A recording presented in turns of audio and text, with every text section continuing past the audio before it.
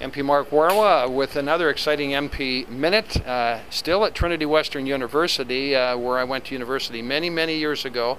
And I'm honored to be with Eve Stringham, doctor, and you are one of the recipients to this Discovery Grant, and congratulations. Well, thank you.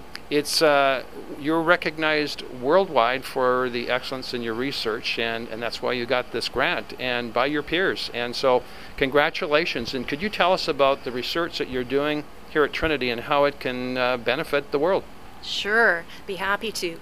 Well, I'm really interested in understanding how the cytoskeleton of a cell can actually contribute to processes like nerve cell outgrowth, cell migration, and how cargo gets moved around within the cell. So what do I mean by that? What is the cytoskeleton?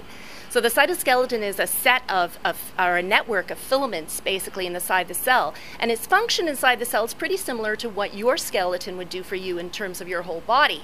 It helps you move around, but it also gives you structure and stability.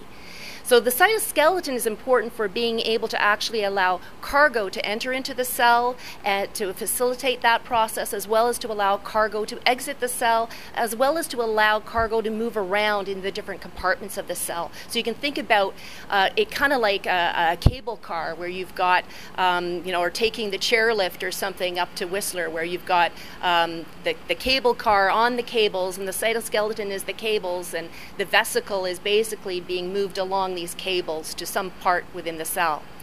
So I study these processes in a tiny model system, a tiny animal called C. elegans, which is actually a worm, believe it or not.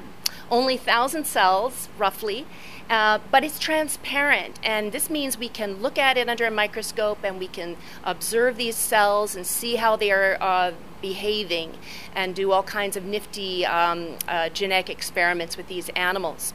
And so one of the things we've discovered actually is that a mutation in a particular gene called UNC53, actually in this mutation what happens is one of the processes of being able to bring cargo into the cell and have this cargo or these vesicles mature properly is defective.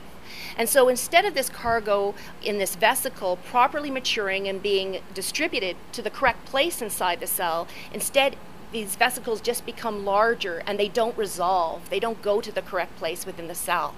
And so we think this might have a role in why these animals, for example, display an uncoordinated behavior. And that's why the gene's called UNC53, for uncoordinated.